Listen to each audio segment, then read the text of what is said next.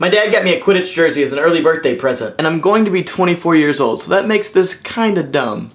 Because I'm a Slytherin, but we all know how wishful thinking works. As children, we have nightmares, and the majority of mine stemmed from a PBS show called Ghost Rider. Now, Ghost Rider was a friendly spirit that could rearrange the existing letters in a room to communicate with a culturally diverse group of pre-adolescents. They often solved mysteries. It was a real hoot and a holler. However, there was one two-part episode that forever damaged my psyche. So the gang, which, by the way, I can remember none of their names or faces, they decide to write a story about a slime monster. And the slime monster is just a toy. It's an ugly purple thing that spits out bubblegum. But as they write the story, they come to find that the slime monster in real life is following them around. Oh, by the way, this is the bubblegum demon, which is horrifying to me. Even now. WTF, PBS. If you were to bring me one of these today, I would sprint away in a cloud of dust, banshee screaming in tongue, leaving behind traces of fear pee, and the slime monster enjoyed heat, so they would always find him in the dryer or sunbathing on the roof, and so in order to kill him, they dump a bucket of cold water on top of him. Little do they know the bucket has been sitting out in the sun for hours. Hot water, y'all. The slime monster channels his inner Zord and grows to a terrifying 7 feet. And the worst part is, there is no resolution to this episode. It just turns out the whole time you're watching the story the kids were writing, like